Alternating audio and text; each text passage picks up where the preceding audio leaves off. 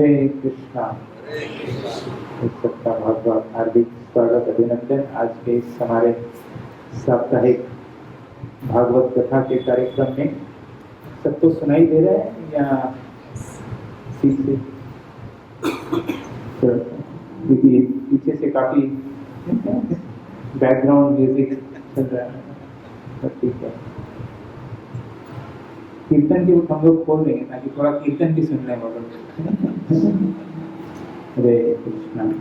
जैसे कि प्रभु जी ने आरंभ में बताया कि हम 3 श्रृंखला में भगवान श्री नरसिंह देव जी की कथा के बारे में चर्चा करेंगे। भगवान नरसिंह देव का जो अवतरण अभी आने ही वाला है, 11 मई को है। 11 मई को उनका अवतरण है, तो उससे पूर्व हम थोड़ा कुछ भूमिका पे चर्चा करेंगे और उस अवतार भगवान के इस अवतार से हम क्या सीख सकते हैं उसके बारे में हम अगले 3 शनिवार में चर्चा करेंगे। तो ये आज उसका प्रथम श्रृंखला है। श्रीमद् भागवत के 7वें स्कंद में ये प्रसंग आता है और एक तरह से देखा जाए तो भागवत के अनेकों प्रसंगों में सबसे बड़ा प्रसंग देखा जाए तो ये भगवान नरसिंह देव का ही प्रसंग है। पूरा करीब 7वां स्कंद श्री प्रहलाद और नरसिंह देव की लीला के बारे में चर्चा की गई है। बड़ा सुंदर ये प्रसंग है। और भगवान श्री कृष्ण जब कलयुग में श्री चैतन्य महाप्रभु के रूप में अवतरित होते हैं तब भी वर्णन किया जाता है, जब श्री चैतन्य महाप्रभु संन्यास के पश्चात श्री जगन्नाथपुरी में रहते थे तो वहां पर हर रोज गदाधर पंडित जो कि राधा रानी से अभिन्न हैं, उनके साथ जाकर रोज भागवत का श्रवण किया करते थे, उनसे भागवत पढ़ा करते थे साथ में बैठकर। तो ये भगवान अपने आचरण के द्वारा दिखाते हैं कि कैसे हमें भक्तों के साथ यह आदान प्रदान करना चाहिए और भागवत श्रवण कीर्तन इत्यादि करना चाहिए। जब भक्त लोग आपस में मिले तो हमारा ये विषय वस्तु होनी चाहिए कि किस प्रकार से हमें भगवान की भक्ति में अपनी वृद्धि करनी चाहिए, कैसे हमारी भक्ति चल रही है, क्या हमारी भक्ति में जो है चैलेंजेस आ रहे हैं। नहीं तो बहुत सारे जब हम लोग मिलते हैं तो बहुत सारे विषय वस्तु हैं चर्चा करने के लिए। नहीं, आजकल तो अनेकों विषय वस्तु हैं चर्चा करने के लिए, कोई अंत नहीं है। अगर आप न्यूज चैनल देखें तो पता नहीं अनेकों न्यूज चैनल होंगे, कोई और हर क्षण खबर आती रहती है। लेकिन भक्त लोग जब एकत्रित होते हैं तो भगवत चर्चा करते हैं भगवान। तो महाप्रभु श्री चैतन्य महाप्रभु स्वयं दिखाते हैं, गदाधर पंडित जी के साथ बैठकर घंटों भागवत पढ़ा करते थे रोज। भगवान का जो शेड्यूल है वो भी पढ़ना चाहिए। भगवान का क्या दिनचर्या रहती थी। भगवान स्वयं जो भक्त के रूप में आते हैं तो उस अवतरण में भगवान दिखाते हैं कि हर रोज घंटों बैठ के भागवत कथा करता है। और खासकर जो है भागवत के प्रसंगों में, हालांकि भगवान श्री चैतन्य महाप्रभु तो भगवान श्री कृष्ण राधा के भाव को लेकर स्वयं अवतरित हुए। श्री राधा भाव को ही देने के लिए वे आए हैं। लेकिन जब भागवत पे चर्चा किया करते थे तो शास्त्रों में वर्णन किया जाता है कि कई बार तक ध्रुव महाराज, प्रहलाद महाराज और इन प्रसंगों पर विशेष चर्चा की गई है। सैकड़ों बार ये प्रसंग पर चर्चा की गई है। श्रीमद् भागवत का जब प्रहलाद महाराज का प्रसंग आता था तो वहां पर बड़े आनंदित हो जाते थे और अनेकों बार गदाधर पंडित फिर से सुनाओ। ऐसे नहीं कि वो भूल जाया करते थे, फिर से और दिव्य आनंद का अनुभव करते थे। और हम सबको बताना चाहते थे प्रहलाद महाराज के जीवन के उदाहरण से कि कैसे हम जो है भक्ति की चरम सीमा, जो गोपियों का जो प्रेम है उसको प्राप्त यदि हमें करना है तो हम ध्रुव और प्रहलाद के जीवन से सीख सकते हैं कि कितने कष्ट आने पर भी भगवत अपनी श्रद्धा को उन्होंने डगमगाने नहीं दिया और कैसे उनकी जो है जीवन शैली रही श्री प्रहलाद महाराज की। तो इस माध्यम से महाप्रभु हम सबको ये है प्रसंग को बार बार सुनकर आनंद लेते थे और हम सबको ये सिखाना चाहते थे इस प्रसंग के महत्व को। तो इसलिए ये बड़ा महत्वपूर्ण प्रसंग है जो हम चर्चा करने जा रहे हैं। इस प्रसंग के अंत में फलस्तुति श्री नरसिंह देव स्वयं बताते हैं। तो पहले फलस्तुति बता देनी चाहिए, कलयुग में अच्छा रहता है। नहीं, हमें पता होना चाहिए कि भाई ये प्रसंग चर्चा करने से लाभ क्या मिलेगा। सबको हम लोग क्या करें, हम सब कलयुग के जीव हैं तो देखते हैं कि भाई इससे लाभ क्या होगा, ये चर्चा करने से फायदा क्या होने वाला है, 3 शनिवार को एक ही कथा बोलते रहेंगे तो उसका लाभ क्या है। तो नरसिंहदेव स्वयं कहते हैं कि भाई प्रहलाद जी ने सब जब प्रसन्न किया नरसिंहदेव को, सब पूरी लीला के पश्चात, तब नरसिंहदेव प्रहलाद आते हैं कि जो भी कोई व्यक्ति प्रहलाद तुम्हारा और मेरा यह प्रेम के संबंध के विषय में चर्चा करेगा उसे मेरी अनन्य भक्ति प्राप्त होगी। तो ये बड़ा भगवान नरसिंहदेव द्वारा दिया हुआ स्वयं वरदान है कि इस प्रसंग को जो ध्यान पूर्वक श्रद्धा पूर्वक बोलेगा और श्रवण करेगा उसको भगवान के प्रति अनन्य भक्ति अवश्य प्राप्त होगी। अभी बाकी हमारे ऊपर है कितनी श्रद्धा से हम बोलते हैं, कितनी श्रद्धा से श्रवण करते हैं, तो उतने प्रतिशत हमें भगवत भक्ति प्राप्त होगी। कितनी श्रद्धा के साथ हम बोलेंगे, कितनी श्रद्धा के साथ हम लोग श्रवण करेंगे, उसके अनुपेत, उसके अनुरूप जो है हमें उसका लाभ प्राप्त होगा। तो आज ये हम कथा इसके साथ आरंभ करेंगे भगवत के 7वें स्कंद के प्रथम अध्याय में। इससे पूर्व के अध्याय में सुखदेव गोस्वामी परीक्षित महाराज जो कि मरणासन है, 7 दिन में उनकी मृत्यु होने वाली है, श्री गंगा जी के तट पर भागवत श्रवण कर रहे हैं। तो वहां पर सुखदेव गोस्वामी वर्णन कर रहे थे कि किस प्रकार से दिति के गर्भ से कश्यप मुनि और दिति के गर्भ से हिरण्याक्ष और हिरण्यकशिपु का जो है अवतरण हुआ और किस प्रकार से भगवान श्री विष्णु जी ने इंद्र द्वारा प्रेरित होकर दोनों का संहार कर दिया। श्री वराह रूप में और नरसिंह रूप में जो है भगवान का जो है इन दोनों दैत्यों का वध कर दिया। तो परीक्षित महाराज बड़े ध्यान पूर्वक श्रवण कर रहे थे इस प्रसंग को, लेकिन उनके मन में ये संशय आया कि बार बार सुखदेव गोस्वामी यह प्रसंग सुनाते हैं कि भगवान श्री हरि श्री विष्णु ने इंद्र के कहने पर या देवताओं द्वारा प्रेरित होकर इन राक्षसों का वध कर दिया। तो ये मुझे ऐसा लग रहा है कहीं भगवान पार्शियल तो नहीं है, कहीं भगवान पक्षपात तो नहीं करते हैं देवताओं का। हमेशा जब भी कथा आती है, जब भी कोई प्रसंग आता है, आप इतने प्रसंगों में बोलते हैं, खासकर अभी अभी आपने कहा कि दिति के दोनों पुत्रों को भी भगवान ने देवताओं का पक्ष लेके मार दिया। तो ये तो बड़ी पक्षपात की बात हो गई, ये कोई बात जम नहीं रही। कभी कभी हमारे जीवन में भी ये आता है नहीं सवाल कि कहीं भगवान पक्षपात तो नहीं करते। भी यहाँ उनका प्रसंग है कि देवताओं के प्रति, तो कई बार हम लोगों के भक्तों के जीवन में भी ये सवाल आता है कि भाई इतने सालों से भक्ति कर रहे हैं लेकिन फिर भी कुछ होता नहीं है। जो लोग भक्ति नहीं कर रहे हैं, मजा मस्ती में संलग्न हैं, लगे हुए हैं, उनको अधिक धन मिल रहा है, उनको और प्रसिद्धि मिल रही है, और हम लोग यहाँ लगे हुए हैं सब कुछ छोड़ के यहाँ कथन श्रवण करने के लिए बैठे हुए हैं। आज शनिवार की रात तो हम भी भाई जा सकते थे, घूम सकते थे, मैच देख सकते थे, घर बैठे कुछ भी कर सकते थे, लेकिन यहाँ कथा श्रवण करने के लिए फिर भी हमारे जीवन में कष्ट दुख आता है। जब भी कर रहे इतने वर्ष ये प्रश्न आ सकता है। तो यहाँ पर हालांकि आचार्यगण वर्णन किया है कि परीक्षित महाराज को कोई संशय नहीं था, लेकिन वो और जिज्ञासु थे विस्तार से भगवान की लीला को श्रवण करने के लिए कि भाई आपने तो कह दिया हिरण्याक्ष की कथा तो 3रे स्कंद में बताई थी, लेकिन हिरण्याकशिपु को भगवान ने मार दिया, तो उसके बारे में थोड़ा विस्तार से सुनना चाहते थे। ये भक्त का होता है कि वर्णासन है लेकिन भगवत कथा में इतनी रुचि थी कि और विस्तार से कथा श्रवण करना चाहते थे। ये भी बड़ा सुंदर परीक्षित महाराज का भाव है। वर्णासन है, कुछ भोजन इत्यादि नहीं, कुछ प्रसाद नहीं, जल ग्रहण नहीं किया है, लेकिन कथा में इतने तल्लीन है, इतने संलग्न है कि और कथा विस्तार से भगवान को बारंबार सुखदेव गोस्वामी को कई बार ये चर्चा आती है। तो भागवत और गीता दोनों ही बड़ा ही यानी वार्तालाप के रूप में है। भगवान बता रहे हैं, अर्जुन प्रश्न कर रहे हैं। श्रीमद् भागवत में भी अनेक प्रसंग आएंगे जहाँ पर भगवान सुखदेव गोस्वामी बोल रहे हैं, परीक्षित महाराज बीच बीच में अपनी उत्सुकता दिखाते हैं, आतुरता दिखाते हैं, प्रश्न पूछते हैं और बड़े अच्छे अच्छे प्रश्न पूछते हैं। तो यहाँ पर कह रहे हैं श्री राज उवाच समः प्रिय सुहृद ब्रह्मन् भूतानां भगवान स्वयं इंद्रस्य ते कथं दैत्यम अवधित विषम यथा।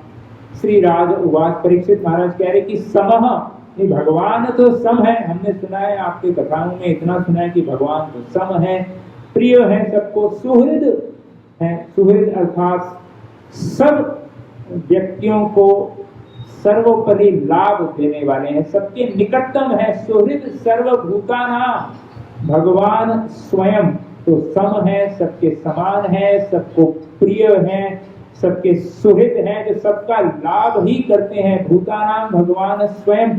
फिर भी इंद्रस्यार्थिक कथम दैत्यम, तो इंद्र के कहने पर कैसे दैत्यों का वध किया, ये विषमता, ये जो है पक्षपात की भावना भगवान में कैसे आ सकती है, यह संशय हमारे मन में आ रहा है। कृपया इसके बारे में आप कृपया बताइए। तो इस प्रकार से यह संशय उनके मन में आता है। तो कह रहे हैं कि महान संशय मेरे मन में आ रहा है, तो कृपया आप इस संशय को दूर करिए। तो मन में संशय आए तो पूछ लेना चाहिए गुरु के पास जाकर, वरिष्ठ वैष्णवों के पास। नहीं तो कहने लगी जो है डाउट्स आर लाइक डीमंस, और राक्षसों की तरह रहते हैं, अंदर ही अंदर खाते रहते हैं। तो प्रश्न कोई व्यक्ति में आ जाए तो एक अथातो ब्रह्म जिज्ञासा है। शास्त्रों में कहा गया कि मनुष्य जन्म की शुरुआत ही होती है जब व्यक्ति भगवत मार्ग में जिज्ञासु होता है, प्रश्न उठाता है। तो ये प्रश्न करना एक बड़ा ही उत्तम गुण है। सही प्रकार से नम्रता पूर्वक प्रश्न करना, सही व्यक्ति को प्रश्न करना जो है एक भक्त का लक्षण है। तो यहाँ पर यह प्रश्न बड़ी नम्रता से जो है सुखदेव गोस्वामी और उसके बाद उत्तर देते हैं। सर्वप्रथम सुखदेव गोस्वामी भी परीक्षित महाराज को धन्यवाद देते हैं। साधु पृष्ठम महाराजा, साधु पृष्ठम, बहुत अच्छा प्रश्न पूछा आपने। हरे चरितम अद्भुतम, ये प्रश्न बड़ा उत्तम है, क्योंकि आपके प्रश्न के उत्तर में और भगवान हरि की अद्भुत कथा करने का अवसर हमें प्राप्त होगा। हरे चरितम अद्भुतम यद भागवत महात्म्य, भगवान की महात्मा या भक्तों की महात्म्य हमें कहने का अवसर प्राप्त होगा। इसलिए ये बड़ा उत्तम प्रश्न है। साधु पृष्ठम महाराजा भगवत भक्ति वर्धनम गीयते परमम पुण्यम, ये भगवान और भक्तों का जो गुणगान है अतीव पुण्यम है। जो प्रश्न करता है, जो श्रवण करता है, जो कथा करता है, वह सबका पुण्य करता है। ऐसा आपका प्रश्न जो आपने किया है। ऋषिधीर नारद आदि भी गीयते परमम पुण्यम, ऐसे भगवत चर्चाएं जो है नारद आदि ऋषि भी गाया करते हैं। नत्वा कृष्णाय मुनये कथस्य हरे ही कथम, सर्वप्रथम सुखदेव गोस्वामी कहते हैं कि मैं अपने पिता और श्री गुरु श्री व्यासदेव जी को नतमस्तक प्रणाम करके उनका स्मरण कर कर कथस्य हरे ही कथा, कि मैं अभी हरि की कथाओं को आरंभ करूंगा। तो इसके साथ श्री सुखदेव गोस्वामी कहते कि सर्वप्रथम, तो सुखदेव गोस्वामी बताते हैं कि वास्तव में भगवान निर्गुण है, अज है, अर्थात जिनका जन्म नहीं हुआ। निर्गुण अर्थात जो कि इस भौतिक गुण से परे हैं, अव्यक्त हैं, प्रकृति से परे हैं। प्रकृति के जो 3 गुण हैं, सत्वगुण, रजोगुण और तमोगुण, इनसे श्री हरि परे हैं। तो जो भी प्रकृति में कार्यान्वित हो रहा है वह सब इन 3 गुणों के आधार पर समय द्वारा चलायमान इन 3 गुणों के वशीभूत होकर सब कुछ कार्यान्वित हो रहा है। अर्थात सत्वगुण, रजोगुण और तमोगुण, ये 3 जो है रस्सियों के समान है, जो भी जीव इस जगत में है वह इन रस्सियों के द्वारा, जैसे वो कठपुतली होता है, कठपुतली पता नहीं आजकल पता है, पपेट तो हाँ, आजकल तो होता ही नहीं है ना। तो पहले कठपुतली का हुआ, कठपुतली जब करते थे तो रस्सी दिखाई नहीं देती थी। उसी प्रकार से ये जो 3 गुण हैं, सत्व गुण, रजोगुण और तमोगुण, इनके द्वारा हम सब कार्यान्वित हैं। हम सबके जीवन में हम किस प्रकार से, किस परिस्थिति में कार्य करेंगे, क्या हमारा रिस्पॉन्स रहेगा टू अ सिचुएशन, वो निर्धारित होता है किन गुणों के वशीभूत हम लोग हैं। तो सुखदेव गोस्वामी करें कि हर कोई व्यक्ति इन 3 गुणों के, सत्वगुण और रजोगुण और तमोगुण, एक ही परिस्थिति में, एक सिचुएशन डाल दी गई है, उस सिचुएशन में, उस परिस्थिति में हम किस तरह से उसका सामना करेंगे, वह हमारे गुणों के अनुसार। जैसे एक सुंदर कहीं वन में जा रहे हैं, विचरण कर रहे हैं, वन में जा रहे हैं, नेशनल पार्क में जाते हैं, तो सत्वगुण वाला व्यक्ति होगा तो विचार करेगा, वाह कितना शांत स्थान है, यहाँ पर बैठकर भजन किया जा सकता है, यहाँ शायद जप अच्छा हो सकता है। राजसिक व्यक्ति होगा, वो विचार करेगा कि यहाँ पर कैसे अधिक, इसमें इतना बड़ा जगह वेस्ट कर दिया, यहाँ कुछ फैक्ट्री खड़ी कर सकते थे, कुछ बना सकते थे, यहाँ पर कुछ बड़ा कुछ बना, यानी सफारी इत्यादि चलाकर पैसा अर्जित किया जा सकता है। यहाँ पर तामसिक व्यक्ति विचार करेगा कि चलो यहाँ पर कोई डिस्टर्ब नहीं कर सकता, यहाँ विश्राम कर सकते हैं, यहाँ पर इतने पशु पक्षी हैं, इनको क्या कहते हैं, इनका अटैक किया जा सकता है, इन पर इनको मारा जा सकता है, उससे लाभ प्राप्त किया जा सकता है। अनेक, तो हर व्यक्ति किस गुण में है उसके अनुसार हर परिस्थिति पे वो जो है कार्यान्वित होगा, करेगा। तो सुखदेव गोस्वामी कहा कि ये इस प्रकार से जो है प्रकृति चलती है।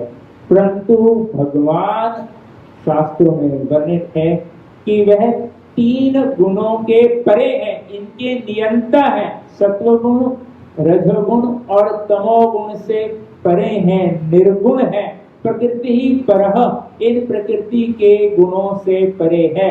तो ऐसा कहना कि भगवान इन 3 गुणों के अनुसार कभी देवताओं का, कभी जो है साथ लेंगे, वह उपयुक्त नहीं है, यह कहना सही नहीं होगा। तो इस प्रकार से फिर सुखदेव गोस्वामी बताते हैं कि वास्तव में जो है जब समाज में समय के अनुसार सत्व गुण की वृद्धि होती है, तब देवताओं को उसमें जो है और अधिक लाभ प्राप्त होता है। जब काल के अनुसार रजोगुण की वृद्धि और तमोगुण की वृद्धि होती है, तब दैत्यों को, दानवों को उसमें अधिक शक्ति प्रदान होती है।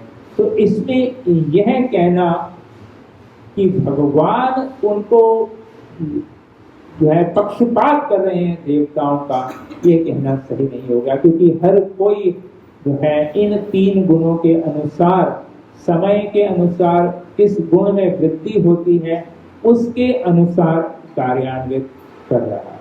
यदि देवताओं के समय जो है सत्व गुण का समय की वृद्धि है समय के अनुसार इस परिस्थिति में, तो देवताओं को लाभान्वित होंगे, और यदि तमोगुण का अधिक प्रभाव है तो दैत्य गण उसमें अधिक लाभान्वित होंगे। तो इसलिए यह कहना सही नहीं है कि सत्वगुण, क्योंकि भगवान देवताओं के प्रति जो है पक्षपात करते हैं। भगवान तो सुहृद सर्वभूतानाम है, ऐसा नहीं कहा गया है कि भगवान सुहृद केवल देवता नाम, नहीं, सर्वभूतानाम, सुहृद सर्वभूतानाम। तो ये भगवान ने कभी पक्षपात की विषमता आ ही नहीं सकती। ये भगवान का जो मूल स्वरूप है, जो मूल व्यवहार है, जो मूल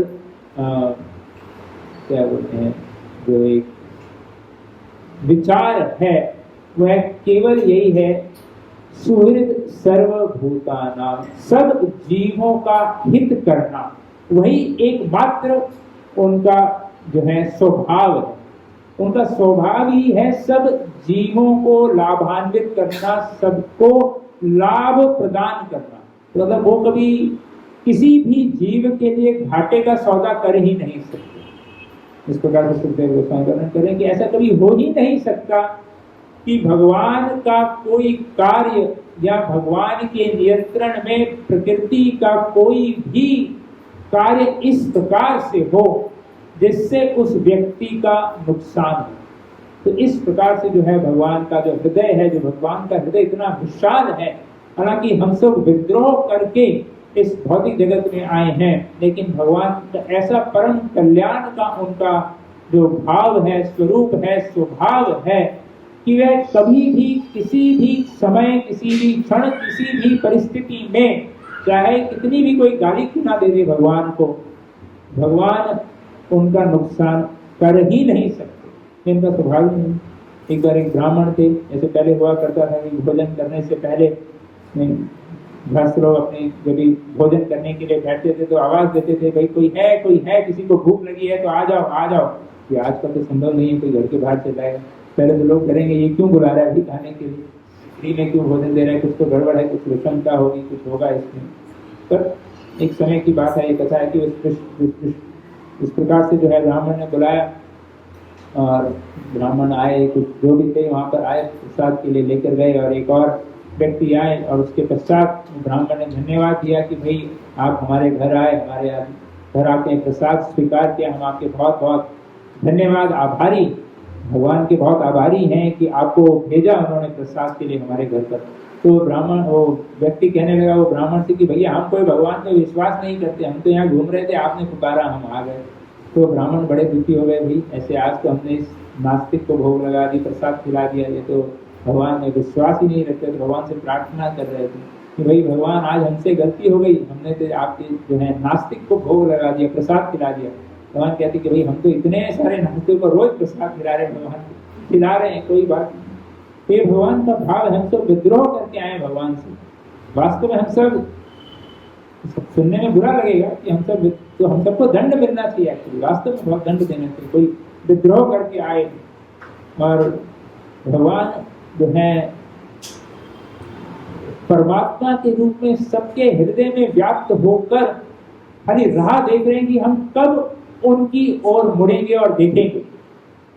भागवत में और अन्य ग्रंथों में वर्णन किया जाता है कि जैसे हृदय में जो है भगवान, जैसे एक वृक्ष में दो पक्षी हैं, एक पक्षी है अनेकों फल खा रहा है, कभी खट्टा, कभी मीठा, तो कभी कड़वा, कभी कार्बाइड से पका हुआ, तो कभी कैसा मीठा फल खा रहा है, कैसा फल खा रहा है।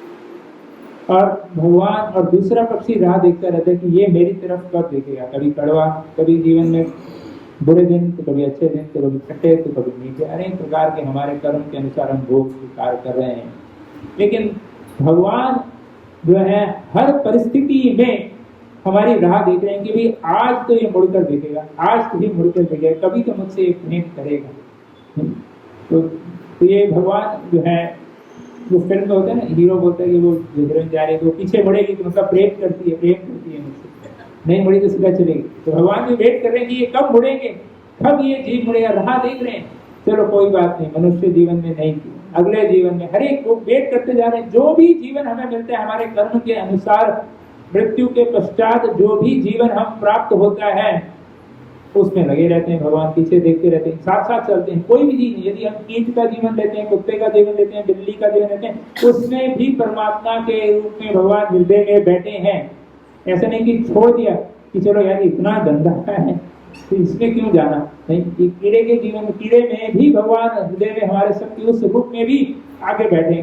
तो कोई भी कीड़ा क्यों ना हो, कोई भी जो है सबसे जो है दुष्ट प्राणी क्यों ना हो, जीव क्या ना हो, पशु क्यों ना हो, उसके साथ भगवान हृदय में परमात्मा के रूप में बैठे हैं। उसको बस खाली इंतजार कर रहे हैं हमारा कि भाई कब आएगा, कब बोलेगा कि मैं तुमसे प्यार करता हूँ, मैं कैसे आपके पास वापस लौट के आ सकता हूँ, कैसे अपने घर पे आ सकता हूँ। तो इस प्रकार से भगवान के बारे में सुखदेव गोस्वामी बता रहे हैं कि भगवान सम है, निस्त्रय गुण जो है, तीनों गुणों से परे हैं। इसलिए यह कहना कि भगवान में विषमता है, भगवान में पक्षपात का भाव है, यह सही नहीं होगा महाराज परीक्षित जी। भगवान सबके प्रति जो है सम है, सबका लाभ ही करते हैं। हालांकि समता का अर्थ ये नहीं है कि भगवान आदान प्रदान नहीं करते, यानी भक्तों से विशेष प्रेम है भगवान का, उसमें कोई संशय नहीं करना चाहिए कि भगवान तो सम है, तो क्या फायदा भाई भक्ति करने का, जब देवताओं के प्रति भी और दानवों के प्रति भी समभाव ही है, तो दोनों का ही लाभ करें। नहीं, भगवान जो है पक्षपात नहीं करते हैं, किसी का नुकसान नहीं करते हैं, किसी को घाटे का सौदा नहीं करते किसी का। लेकिन जो व्यक्ति भगवान के प्रति समर्पित भाव से आता है, उसके साथ भगवान आनंद के साथ जो है उसका लाभ करते हैं। ये यथा माम प्रपद्यते, तो यह भगवान की विषमता नहीं है, ये भगवान का आभूषण है कि अपने भक्तों के प्रति वो विशेष प्रेम करते हैं और भक्तों के लिए वे कुछ भी हद तक जा सकते हैं। तो यही जो हम लीला जो चर्चा करने जा रहे हैं उसकी पराकाष्ठा यहाँ देखने को मिलेगी इस लीला में, जब हम चर्चा करेंगे दूसरे और तीसरे दिन, कि भगवान अपने भक्त की संरक्षण के लिए कहाँ तक जा सकते हैं, वो दिखाएंगे। भगवान अपने भक्त की रक्षा के लिए जो है किस हद तक भगवान जा सकते हैं, कैसा विशेष रूप स्वीकार कर सकते हैं भगवान, और ऐसा क्रोध का रूप जो न भूतो न भविष्यति, आज तक किसी ने देखा। तो उसके पश्चात सुखदेव गोस्वामी कह रहे हैं कि ऐसा ही प्रश्न एक बार परीक्षित जी आपके दादाजी ने पूछा था युधिष्ठिर महाराज ने राजसूय यज्ञ में। जब राजसूय युधिष्ठिर महाराज जी जब इंद्रप्रस्थ के राजा बने तो वहां पर उन्होंने राजसूय यज्ञ का आयोजन किया। राजसूय यज्ञ युधिष्ठिर महाराज का प्रमुख उद्देश्य था कि भगवान श्री कृष्ण का गुणगान करना सबके सामने। अग्र पूजा होती है, कोई भी यज्ञ में जो सबसे महत्वपूर्ण व्यक्ति होता है उसका सम्मान किया जाता है, उसे अग्र पूजा कहते हैं। तो युधिष्ठिर महाराज ने, सब महान बड़े बड़े लोग थे उसमें, भीष्म, द्रोण और बाकी सब महान संत, नारद इत्यादि सब लोग वहां पर उस राजसूय यज्ञ में भाग लेने के लिए आए थे। लेकिन युधिष्ठिर महाराज जो कि भगवान के प्रिय भक्त हैं, तो भगवान श्री कृष्ण को अग्र पूजा के लिए आमंत्रित किए थे और वहाँ अग्र पूजा उन्होंने, तो उनका एकमात्र यही उद्देश्य था कि संपूर्ण विश्व में दिखाएं कि भगवान ही जो है वंदनीय है, पूजनीय है, इसलिए उन्होंने वह अग्र पूजा की थी। और उस यज्ञ में जब भगवान श्री कृष्ण की अग्र पूजा से पूर्व वहां पर उनके ही बुआ के पुत्र शिशुपाल जी थे वहां पर, जो कि जन्म से ही, जब से पैदा हुए थे भगवान के प्रति द्वेष था उनका, जो भी है उनके विषय में उनका बैकग्राउंड चेक अभी हम करेंगे। लेकिन पूर्व जैसे ही जन्म लिया तो सीधा जो पहला जो यूजली छोटे बच्चे पहले क्या बोलते हैं, माता या पानी, जो भी पहले शब्द जो भी निकलते हैं, तो भगवान को गाली निकली थी शिशुपाल। और वैसे तो बड़ा उनका विकृत स्वरूप था, विकृत रूप था, लेकिन जैसे ही कृष्ण उनके सामने आए, उनके बुआ के घर पे जब गए शिशुपाल, तो वह ठीक हो गए। तो तभी वहां पर आकाशवाणी में उनको पता भी चला था कि जब एक बार भगवान श्री कृष्ण जिसने इनको ठीक किया वही इसके मृत्यु का भी कारण बनेंगे। तो उन्होंने, भगवान कृष्ण ने भी कहा था चिंता मत करो बुआ, जब तक ये 100 जो है अपराध, 100 एक बार गालियां एक साथ नहीं देगा तब तक हम माफ करते नहीं। लेकिन यहाँ अभी अग्र पूजा हो रही थी, जब देखा है यहाँ तो सब इतने सारे भीष्म, द्रोण, देवऋषि, नारद, व्यास इत्यादि महर्षि लोग आए हैं, इन सबको युधिष्ठिर महाराज छोड़कर इनकी पूजा कर रहे हैं। नहीं, द्वेष तो बिल्कुल एकदम नेचुरली, जिसके प्रति हमें द्वेष हो और उसकी पूजा की जाए, उसको वर्शिप किया जाए, तो थोड़ा सा भक्तों के जीवन में भी आ जाता है ना कि भाई इनको ही ज्यादा कृपा क्यों मिल रही है ना, कि ये भावना नहीं आनी चाहिए। कई बार आ जाती है, विषमता है हम सब में, जब तक हम पूर्ण शुद्ध नहीं होते। तो यहाँ शिशुपाल जिनका तो जन्म ही द्वेष से हुआ था, तो वह यहाँ तो उनसे रहा ही नहीं गया, एक के बाद भगवान को गाली दिए जा रहे हैं बिल्कुल। और तब भगवान श्री कृष्ण जो है उनको अपने सुदर्शन चक्र के द्वारा जब उनका वो क्या बोलते हैं कोटा खत्म हो गया 100 का, अभी उनका काउंटिंग, अभी इतना द्वेष इतना क्रोध था कि वो काउंटिंग भूल गए, नहीं तो शायद कई बार 99 तक जाके रुक जाया करते होंगे, अभी रुक जाता हूँ गड़बड़ हो जाएगी, 100 के बाद ट्रिगर फट जाएगा। नहीं, इस बार इतना वो आवेश में थे कि बोलते भगवान को अनेकों अनेकों गालियां दे रहे थे कि कैसे आप तो ग्वाले हैं, आपको कुछ नहीं आता है, विषमता है आप में, अनेकों अनेकों प्रकार से नहीं कहना आवश्यक नहीं है। तो इस प्रकार से दोषारोपण कर रहे थे, तो तब भगवान ने जब है उनको सुदर्शन चक्र के द्वारा उनका उद्धार कर दिया। तब उस सभा में सबके सामने शिशुपाल की जो आत्मा उनके शरीर से निकलती है और भगवान श्री कृष्ण में समाविष्ट हो जाती है। तो यह प्रसंग हुआ था। तब युधिष्ठिर महाराज पूछ रहे थे कि भाई ये बात बड़ी विचित्र लग रही है, ये तो आपको इतनी गालियां देता रहा और इसको आपने ऐसी कृपा दे दी जो कि अत्यंत दुर्लभ है। ज्ञानी लोग लाखों हजारों वर्ष की तपस्या करते हैं, उनको भी आप में समावेश होने का, उनको भी ब्रह्म में विलीन होने का लाभ प्राप्त नहीं होता। युधिष्ठिर महाराज कह रहे हैं नारद जी आप ही जानते हैं, इसका रहस्य बताइए। फिर दोनों ना दादा पोता देखिए परीक्षित महाराज प्रश्न कर रहे हैं कि कृष्ण जो है इंद्र इत्यादि देवताओं का पक्षपात कर रहे हैं, और यहाँ युधिष्ठिर महाराज कह रहे हैं कि ये राक्षसों का पक्षपात कर रहे हैं। एक ही बात है, तो दोनों ही प्रश्न कर रहे हैं कि पक्षपात क्यों कर रहे हैं भगवान, ये क्या है भाई। यहाँ देवता इत्यादि मुनिगण ज्ञानीगण हजारों वर्ष तक तपस्या करते हैं, उनको भगवत प्राप्ति नहीं होती, ये आदमी गाली देकर आपको प्राप्त कर गया, ये हमें नहीं समझ में आ रहा। इससे पूर्व महाराज वेन थे, उन्होंने भी आपको गाली दी, लेकिन वो तो नरक में चले गए और ये यहाँ चले गए। तो ये कुछ विषमता लग रही है हमें, भगवान के स्वभाव में कुछ तो गड़बड़ है, दाल में काला है, ये हो क्या रहा है। परीक्षित महाराज पूछ रहे हैं देवताओं का साथ दे रहे हैं, युधिष्ठिर महाराज पूछ रहे हैं कि ये तो राक्षसों का साथ दे रहे हैं, राक्षसी वृद्धों का साथ दे रहे हैं। तो कृपया नारद मुनि आप ही बता सकते हैं। तो तब जो है शिला नारद मुनि जो है बड़े प्रसन्न हो जाते हैं, जैसे सुखदेव गोस्वामी प्रसन्न हो गए थे, नारद मुनि भी प्रसन्न हो गए। तो ये सुखदेव गोस्वामी परीक्षित महाराज के उत्तर में ये कथा बता रहे हैं। तो नारद मुनि युधिष्ठिर महाराज जाके बड़ा अच्छा प्रश्न पूछा, मुझे और अवसर प्राप्त हुआ भगवान का गुणगान करने के लिए। इस कथा के माध्यम से मैं कृष्ण के बारे में और सबको बताऊंगा, इतनी बड़ी सभा जमी हुई है तो कृष्ण कथा करने का अवसर प्राप्त हुआ, तो भक्त तो बड़े आनंदित हो जाते हैं। कथा का अवसर प्राप्त हो जाए तो सब साधु महात्मा आए हैं, सब लोग एकत्रित हुए हैं, तो और कथा करने का आनंद उत्पन्न हुआ। तो नारद जी भी बताते हैं कि सर्वप्रथम एक बात समझ लेना चाहिए कि हम समय कि जिस भी व्यक्ति को ये भौतिक शरीर मिला है, तभी वह ये भौतिक शरीर हमें मिला है, इसका इसका अर्थ ही है कि हम इस जगत में द्वंद्व का अनुभव करेंगे। द्वंद्व अर्थात कभी निंदा, कभी स्तुति, कभी सत्कार, तो कभी धिक्कार। तो यह जिसने भी इस देह को स्वीकार किया है, इस शरीर को स्वीकार किया है, जो भी व्यक्ति अपने आप को इस शरीर के रूप में स्वीकार करता है, वो सब हम सब हैं, हर कोई है, हम सब स्वीकार करते हैं कि नहीं हम ये शरीर हैं। हालांकि मालूम है हम सबको कि हम आत्मा हैं, लेकिन हम सब पूर्ण तरह से इतना उससे लिप्त हैं, जुड़े हुए हैं, ये अहंकार है हमारा कि मैं ये हूँ, मेरा ये पदवी है।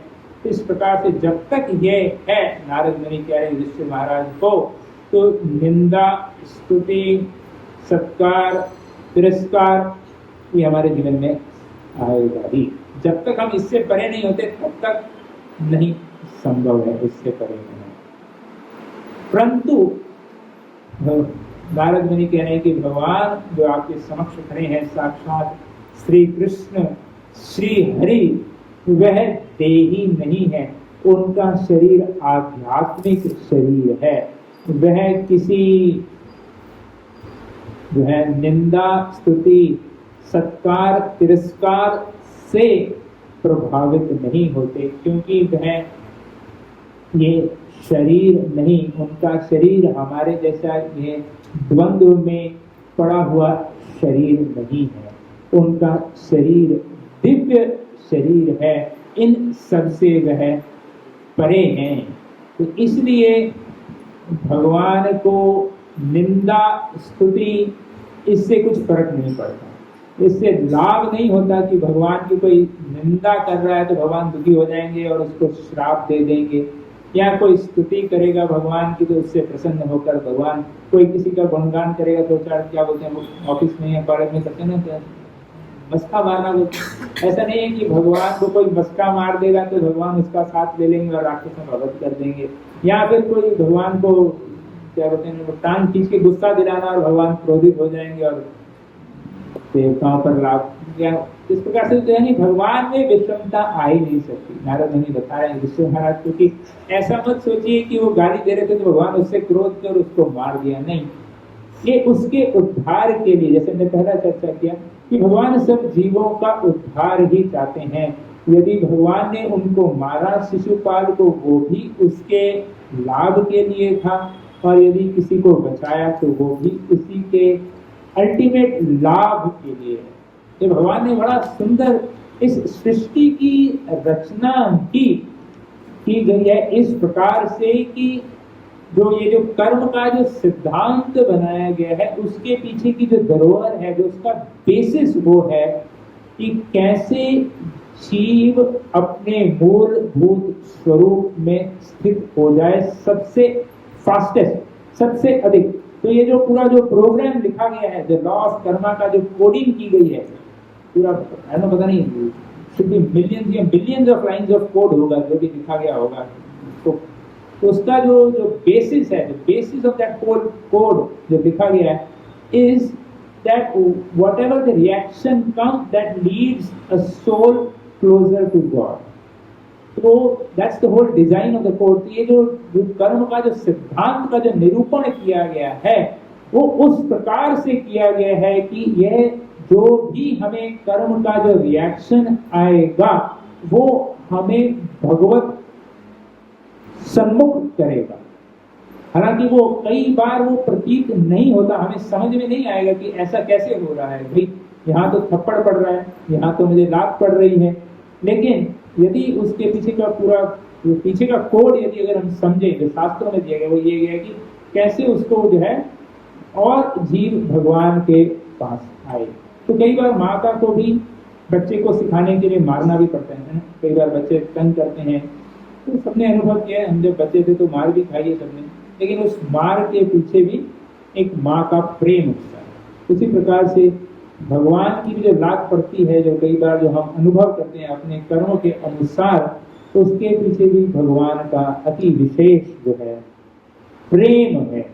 यह भगवान नारद मुनि समझा रहे हैं युधिष्ठिर महाराज को कि ऐसा नहीं कि भगवान किसी की चापलूसी से जो है बदल जाते हैं, नहीं, वो तो इन सबसे परे है।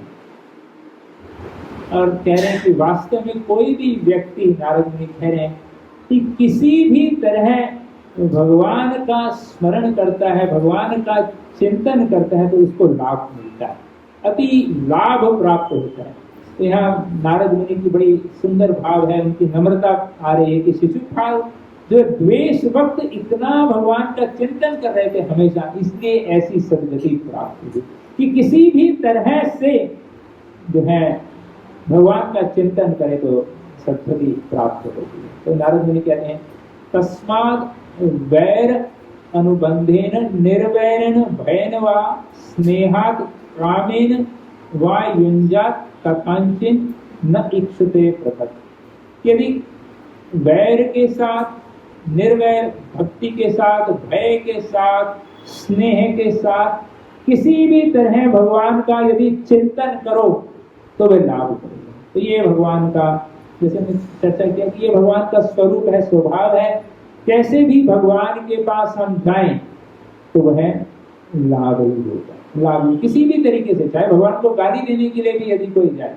हालांकि वैसा नहीं करना चाहिए, तो गाली में भी इतना जो है, अभी वो जैसे वेणा का युधिष्ठिर महाराज खुद ही बता रहे हैं उदाहरण, वेणा ने भगवान को गाली दी तो नरक में गए, क्योंकि उनके लिए वो लाभान्वित था, उनके लिए वो लाभदायक था, इसलिए भगवान ने उनको नरक में भेजा ताकि और गाली ना दे और उनकी दुर्गति ना हो।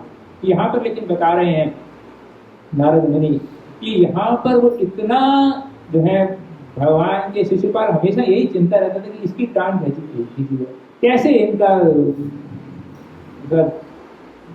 क्या गलती ढूंढी जाए, कैसे इसमें खामी ढूंढी जाए। भगवान ने, कृष्ण ने क्या गलत किया, मतलब वो पूरा लेंस लेके, एक मात्र लेके पूरा तो सीसीटीवी में कृष्ण लीला को ही देखते रहते थे, चर्चा करते रहते थे, यहाँ क्या गलती थी, अभी क्या गलती थी। होता है कुछ लोगों का स्वभाव होता है, देखा होगा उन्होंने अपने जीवन में भी कि भाई कुछ भी करो, कुछ ना कुछ वो गलती ढूंढी निकालेंगे। आप उनके लिए कुछ भी अच्छा से अच्छा क्यों ना करो, लेकिन नहीं यार, अरे यार ये क्यों किया, ऐसे क्यों किया था, मतलब वो दृष्टि तो शिशुपाल की ऐसी वृत्ति थी, तो हमेशा कृष्ण का ही, लेकिन उनका परम सौभाग्य था कि वो कृष्ण के बारे में ही चिंतन कर रहे थे। नारद मुनि कह रहे हैं देखो उनका सौभाग्य की कृष्ण की ही गलतियां दिखा रहे थे, कृष्ण का ही चिंतन कर रहे थे। नारद मुनि कह रहे हैं कि देखो उसी प्रकार से शिशुपाल देख लो, इससे पहले कृष्ण ने जो कंस को मारा था उसको भी सदगति प्राप्त हुई, क्योंकि वो भी हमेशा कृष्ण का ही चिंतन किया। कृष्ण वृंदावन में क्या कर रहे हैं, अपने गुप्तचरों से पूछा करते थे, कृष्ण ने मैंने ये राक्षस को भेजा तो क्या हुआ, मैंने इसको भेजा तो क्या हुआ, वो बार बार केवल कृष्ण का ही चिंतन किया करते थे, किसी ना किसी तरीके से कृष्ण का चिंतन करना तो लाभ लिए। तो जिस प्रकार से शास्त्र उदाहरण देते हैं कि चिंतामणि जो होता है, चिंतामणि पत्थर आजकल तो नहीं मिलता है, मिल जाएगा तो पता नहीं क्या करेंगे लोग, तो किसी भी लोहे की वस्तु को स्पर्श करे तो वह सोना बन जाता है, किसी भी व्यक्ति। तो चिंतामणि यह विचार नहीं करता कि ये लोहा कसाई के घर का चाकू है या मंदिर की घंटी है लोहे की, जो भी है उसको सोने में परिवर्तित हो जाए स्पर्श करते। इसी प्रकार से भगवान का चिंतन किसी भी रूप से, उनको गाली देकर या प्रेम पूर्वक कैसे भी चिंतन करेंगे तो उसका लाभ ही लाभ हो। तो ये घाटे का सौदा नहीं है भक्ति में। यहाँ पर नारद जी युधिष्ठिर महाराज को बता रहे हैं कि जिस प्रकार से कंस को, शिशुपाल को और भय से या काम वासना से किसी भी प्रकार से नारद मुनि बता रहे हैं कि भगवत चिंतन में यदि कोई करेगा तो उसे लाभ ही प्राप्त होगा। यहाँ नारद मुनि की बड़ी सुंदर नम्रता का भाव है। नारद मुनि कह रहे हैं कि देखो ये राक्षस कितने भाग्यशाली हैं, शिशुपाल, कंस इत्यादि की इतना चिंतन कर रहे हैं, इतना तो हम भी चिंतन नहीं करता। हालांकि नारद मुनि तो भगवान के परम भक्त हैं, सदैव भ्रमण करते करते नारद मुनि बजाए वीणा राधिका रमण नाम, वीणा लेके राधा रमण, हे राधा रमण, श्री नारायण राधा रमण, सदैव चिंतन करते रहते हैं, विहार करते रहते हैं। लेकिन ये भक्ति का भाव है तो शिशुपाल को भी गुणगान करे कि वाह यार, हमसे ज्यादा तो ये चिंतन करता था भगवान का, दोषारोपण ही नहीं लेकिन भगवान का चिंतन करता था। तो ये उनकी नम्रता यहाँ पर प्रस्तुत हो रही है। श्रीमद् भागवत कह रहे हैं कि किसी भी प्रकार से जो है कामा द्वेषा भया स्नेहा यथा भक्ति वरे मन, किसी भी तरह से जो है कृष्ण का चिंतन। हालांकि हमें हम सबको समझने की भक्ति वास्तव में कि अनुकूल रूप से कृष्ण का स्मरण करना, चिंतन करना वह भक्ति है। इस तरह से अनेक उदाहरण जो है श्रीपाद नारद मुनि युधिष्ठिर जी को बताते हैं कि किस प्रकार से जो है केवल भगवत स्मरण नाम से जो है भगवत भक्ति का। उसके पश्चात नारद जी कहते हैं कि वास्तव में मैं आपको थोड़ा शिशुपाल और दंतवक्र का इतिहास भी बताता हूँ। ऐसा इतने बड़े राक्षस हैं, इतने बड़े टेररिस्ट हैं, तो थोड़ा सा उनका बैकग्राउंड चेक करना चाहिए, इनका कहाँ पर, इनके लिंक कहाँ से है तो चेक करना। इंटेलिजेंस ब्यूरो की रिपोर्ट भी नारद मुनि प्रस्तुत करेंगे। तो हम एक्चुअली वास्तव में जो भी कुछ दिन पूर्व जो गाँव में घटना हुई, वहाँ के जो है जो निर्मम हत्या की गई, उन सब जो है उनके लिए भी प्रार्थना करते हैं। हरे कृष्णा कृष्णा कृष्णा हरे हरे, हरे राम राम राम हरे भगवान उनके परिवार वालों को शक्ति दें इस विषम परिस्थिति से निकलने के लिए। और प्रार्थना नरसिंहदेव जो है शक्ति दें हमारे जो है जो राजकुमार पत्नी हैं उनको शक्ति दें, बुद्धि दें कि इस परिस्थिति से कैसे हम लोग निकल सकें। बड़ी विषमता है इस समय समाज में। तो यहाँ पर श्रीपाद नारद मुनि भी बोल रहे हैं कि हम थोड़ा सा इनका बैकग्राउंड चेक करेंगे कि भाई ये कहाँ से आए हैं, इनका लिंक कहाँ पर है। इतने बड़े राक्षस हिरण्यकशिपु पूरे विश्व में दहशत मचा दी थी। तो हम अगली बार चर्चा करेंगे कैसे पूरे विश्व में दहशत मचा दी थी।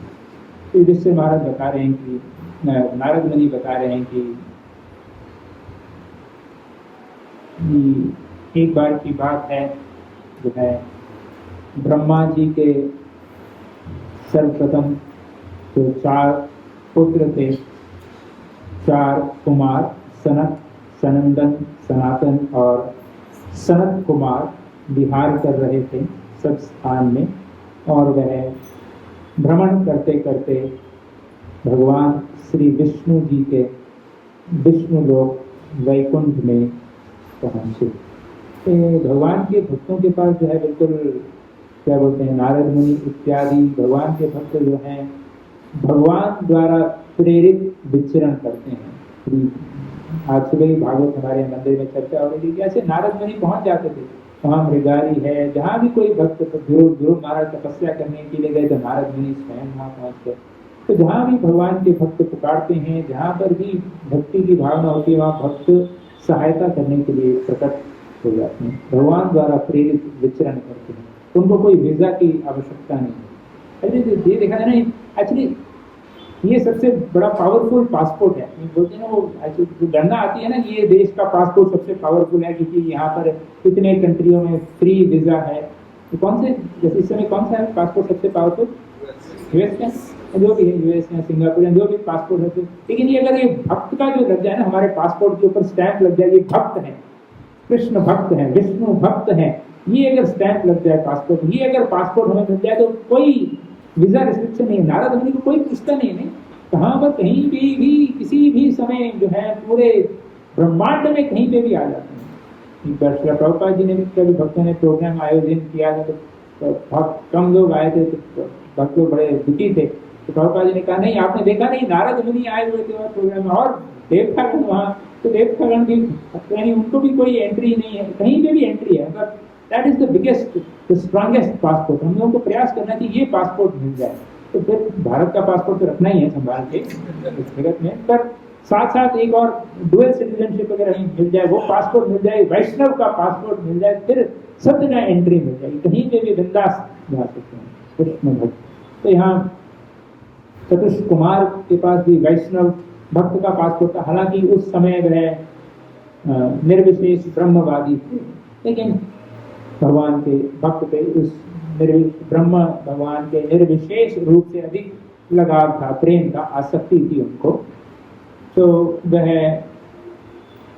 विष्णु लोक में पहुंचे, भगवान के अनेक द्वारों वैकुंठ में करते करते जब वह 7वें द्वार में पहुंचे तो वहां पर वैकुंठ के द्वारपाल श्रीमान जय और विजय जी उन्होंने रोक दिया कि यहाँ एंट्री के लिए वीजा दिखाना पड़ेगा, आपके पास वीजा नहीं है यहाँ तो। लेकिन जो चतुष कुमार थे जो विचार करने लगे कि भाई ये तो भौतिक जगत में वीजा इत्यादि का होता है, वैकुंठ में ये वीजा एंट्री कब से होने लगी? ये भाव, ये तो विषमता का भाव है, यह भाव तो यहाँ पर। और कौन है जो वैकुंठ में आएगा जिसको एंट्री नहीं? वैकुंठ का वर्णन करते हुए सुखदेव गोस्वामी बताते हैं कि यहाँ पर तो वही जीव है जो भगवान सन्मुख है, भगवत प्रेमी है, जिनमें कोई द्वेष नहीं, कोई वैर नहीं। वही कौन सा पुराना फिल्म का एक गाना था ना, हमारे उपेंद्र प्रभु ये गाने को सुन के भक्त बने थे, चले ऐसे गगन के चले जहाँ गम भी न हो आंसू भी न हो, बस प्यार ही प्यार करने। वो आध्यात्मिक जगत है, वैकुंठ है, जहाँ प्यार ही प्यार करने। तो यहाँ पर ये विषमता, यहाँ पर ये रोक टोक कैसे हो गया? तो यह सुनकर जय विजय थोड़ा सा क्रोधित हो गए कि भैया यहाँ पर ये बात तो ठीक नहीं बनती, यहाँ पर इस प्रकार से रोकना ये उपयुक्त नहीं, सही नहीं है। आप दोनों ने ये जो किया हमारे साथ सही नहीं है, आप योग्य नहीं हैं इस स्थान पर रहने के लिए। हम आपको श्राप देते हैं कि आप जाकर भौतिक जगत में जन्म लीजिए, जहाँ पर ये वीजा इत्यादि का चलता है, आप वहाँ पर जाइए। ये विषमता का भाव आप में आ गया है।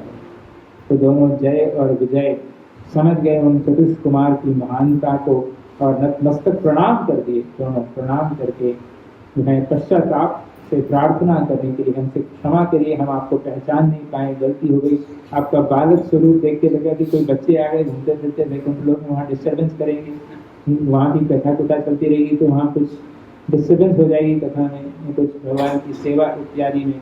तो इस प्रकार से यह हमने आपको रोक दिया, तो कृपया आप हमें क्षमा कीजिए। कृपया हम आपने जो हमें श्राप दिया, आपके वचन वो सिद्ध हों कि हम भौतिक जगत में जाएं। लेकिन हमारी यही प्रार्थना है कि हम कभी भी आपको, भगवान को और भक्ति को, भगवत सेवा को भूलें। ये भक्त का सबसे बड़ा डर होता है कि भौतिक जगत में डालना या कैसी परिस्थिति में हमें आएंगी। यह कर्म के अनुसार हम सबको आएंगी ही, कभी दुख तो कभी सुख, कभी खुशी कभी गम, यह इस हमारे कर्म के अनुसार हम सबको आना है। लेकिन भक्त का सबसे बड़ा यह भय होता है कि किसी भी परिस्थिति में मैं भगवान को भूलूं नहीं, चाहे दुख हो या सुख हो, भगवान को मैं भूलूं नहीं, यह भाव होता है। तो सबसे बड़ा दुख, सबसे बड़ा डर उनको यही था कि अगर हम भौतिक जगत चले गए, यहाँ पर तो सब लोग भगवान को भूले बैठे हैं, तो जय विजय को भी लग रहा था कि कहीं हम भूल ना जाए, तो है प्रार्थना कर रहे थे। और तब तक भगवान श्री नारायण गरुड़ जी पर लक्ष्मी जी के साथ विराजमान होकर वहाँ पर आ जाते हैं। और जैसे ही जो है भगवान की श्री चरण कमल में जो है अर्पित तुलसी की सुगंध जो है इन चतुष्क कुमार की नासिकाओं में, नाक में जाती है, तो इतना उनके हृदय को पूर्णतः शुद्धिकरण कर देती है। जो भी उनका निर्विशेष ब्रह्म के प्रति आसक्ति होती है, वह आसक्ति भगवान के सुंदर रूप के प्रति जो है समाविष्ट हो जाती है। भगवान के सुंदर रूप को देखकर पूर्ण उनका हृदय भाव विभोर हो जाता है। भगवान को बड़ी सुंदर प्रार्थनाएं अर्पण करने लगते हैं। और भगवान का बड़ा सुंदर भाव यहाँ भागवत वर्णन क्या है कि भगवान उन चतुष्क कुमार को जो है अपने बड़े ही सुंदर मुखार विंद से, सुंदर मंद मुस्कान से उनको सांत्वना देते हैं। और साथ ही साथ अपने दोनों पार्षदों को भी जो है शांत करते हैं। एक साथ दोनों कार्य करते हुए भगवान इन चतुष्क कुमार को कहते हैं कि मैं, मेरे जो सेवकों द्वारा जो गलती हुई उसके लिए मैं आपसे क्षमा मांगता हूँ। ये भगवान का जो भाव है कि मेरे भक्त से गलती हुई है तो इसका मतलब मेरी जिम्मेदारी है। मेरे अंडर जो काम कर रहे हैं, जो मैंने जिनको आदेश दिया हुआ है, द्वारपाल की जो सेवा दी गई है, यदि उनसे कुछ अपराध हुआ है, कुछ गलती हुई है, कुछ विषमता आई है, तो यह मेरी जिम्मेदारी है। I am responsible. आप जो दंड देना चाहते हैं मुझे दीजिए और इनको क्षमा कर दीजिए। तो यह भाव देखकर, यह भगवान का सुंदर आदान प्रदान देखकर चतुष्क कुमार का तो हृदय पूरा पिघल जाता है। बड़ी सुंदर भागवत में प्रार्थनाएं वो अर्पण करते हैं कि कहते हैं कि ये जो मुक्ति इत्यादि भगवान के स्वरूप, भगवान के गुणों के सामने बड़ी तुच्छ है। यह नर्क के समान है। ये मुक्ति की कामना है। भगवान के इतने सुंदर, ऐसा भगवान के गुण, ऐसा सुंदर रूप, तो इसमें जो आनंद का अनुभव है वो इस भौतिक सुख तो छोड़ ही दीजिए, मुक्ति में भी जो आनंद है के आगे मतलब उसकी भी कोई सीमा नहीं है, कुछ कंपैरिजन नहीं है। मुक्ति में जो आनंद हम जो अनुभव कर रहे थे, ब्रह्म सुख का जो हम अनुभव कर रहे थे, वो आज जो हम अनुभव कर रहे हैं आपके इस भाव को देखकर, इस गुणों को देखकर, इस सुंदर रूप को देखकर, इस सुगंध को जो है पान कर जो हमने अनुभव किया, ये हमने पहले कभी नहीं किया। तो हम पूरे कृतार्थ हैं। सतीश कुमार कहते हैं लगता है हमसे गलती हो गई, हमने ही गलती दे दी है। तो आपके पार्षद हैं, आपके भक्त हैं, आप ये मान रहे कि आपकी गलती है। और यहाँ देखिए सब लोग बोल रहे हैं कि हमारी गलती है। सतीश कुमार बोल रहे हैं हमारी गलती है, जय विजय बोल रहे हैं हमारी गलती है, भगवान बोल रहे हैं मेरी गलती है। ये आध्यात्मिक डिस्कशन चर्चा हो रही है। भौतिक जगत में कैसा होता है, हम सब ने अनुभव किया, कोई गलती हो जाए तो ये इसने किया है, इसकी गलती है, इसकी गलती है, तुम्हारी गलती है, तुम्हारी गलती है। ये आध्यात्मिक जगत का देखिए परिस्थिति क्या हो रही है। तीनों लोग एक ही परिस्थिति में कह रहे हैं, जय विजय बोल रहे हैं हमसे गलती हो गई, हमें क्षमा करिए, सतीश कुमार बोल रहे हैं हमसे गलती हो गई, हमें क्षमा करिए, भगवान कह रहे हैं मेरी गलती हो गई, मुझे क्षमा करिए। तो ये है आध्यात्मिक जगत। तो ये है भक्तों का जो है समूह में इस प्रकार का जो है भाव हम सबका होना चाहिए।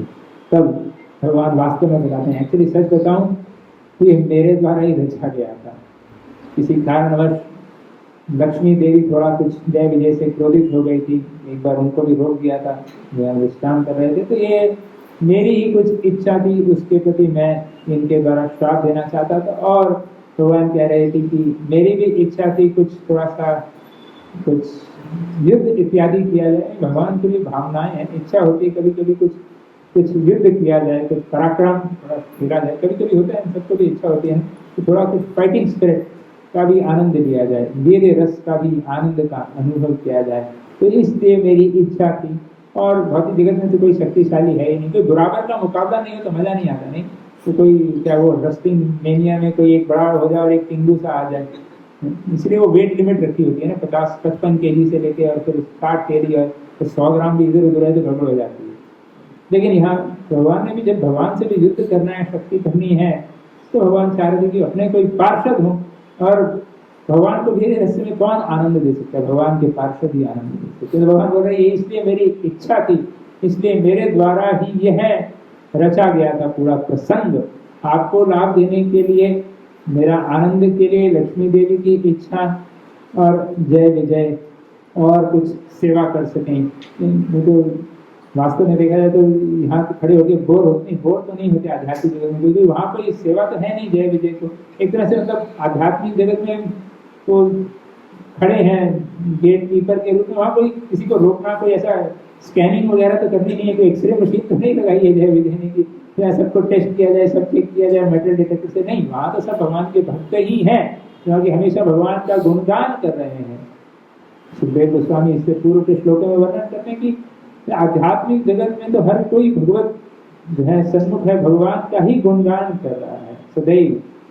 अपने साथ विमानों में सब भ्रमण कर रहे हैं, कोई ट्रैफिक इत्यादि की समस्याएं नहीं है, सब विमान में अपने अपने विमान है सबके पास। बड़ा सुंदर वर्णन है इस अध्याय में, 30वें स्कंद में भगवान के आध्यात्मिक जगत का, कि कैसे जो है सब भक्त अपने अपने जो है सबके साथ जो है भगवान का गुणगान करते हुए अपने अपने प्राइवेट जेट्स में घूमते हैं। कोई ट्रैफिक, कोई वो नहीं, कुछ पोल्यूशन नहीं, कुछ नहीं, केवल भगवान में। और हर प्रकार की सुख सुविधाएं हैं, सब कुछ है, लेकिन किसी को इच्छा ही नहीं है। कल्प वृक्ष है लेकिन कोई कुछ चाहता ही नहीं है, सबकी इच्छा है भगवान को क्या सेवा की जाए, भगवान को क्या भोग लगाया जाए। ये ऐसा ही है ना, जिसको सब कुछ है लेकिन वो केवल भगवान को समर्पित करना चाहते हैं, पूर्ण कर भगवान को समर्पित करना चाहते हैं। तो इस प्रकार से जो है तो भगवान कहते हैं कि वास्तव मेरी ही इच्छा थी, और यही दोनों जय और विजय ही नारद मुनि बता रहे हैं कि हिरण्याक्ष और हिरण्यकशिपु और फिर रावण और कुंभकर्ण, और अब जो तुमने देखा युधिष्ठिर महाराज, शिशुपाल, और बाद में आप देखोगे दंतवक्र की मुक्ति होगी। यह वास्तव में भगवान श्री कृष्ण के ही अंतरंग पार्षद जय और विजय हैं। इसलिए आप चिंतित ना होइए, ये भगवान ने कुछ विषमता आ गई है कि भगवान ने कुछ पार्शियलिटी दिखा दी। योगी लोग लाखों साल तपस्या कर रहे हैं और ये फटाफट युद्ध करके भगवान को गाली देके भगवत धाम चले। ये तो चीटिंग हो गई भाई हम बच्चों के प्रति है। हम इतने तक तपस्या कर रहे हैं और ये गाली देके भगवत धाम चले। तो चिंता मत करिए युधिष्ठिर महाराज, जो व्यक्ति भगवत सन्मुख है, अनुकूल रूप से भजन कर रहा है, भगवान की सेवा में संलग्न है, उसको अति विशेष प्रेम ये यथा माम प्रपद्यते, भगवान उसका सदैव संरक्षण करेंगे, रक्षा करते हैं। ये भगवान का जो है योगक्षेम वहाँ में भगवान का प्रतिज्ञा है, भगवान का जो है आश्वासन है। और आगे हम दो संगों में देखेंगे कि कैसे भगवान अपने भक्तों का संरक्षण करते हैं। जय श्री नरसिंह देव भगवान की, भद्राज श्री प्रहलाद महाराज की जय। Krishna. His divine grace, Sri Bhaktivedanta Swami Srila Prabhupada ki jai. Hare Krishna.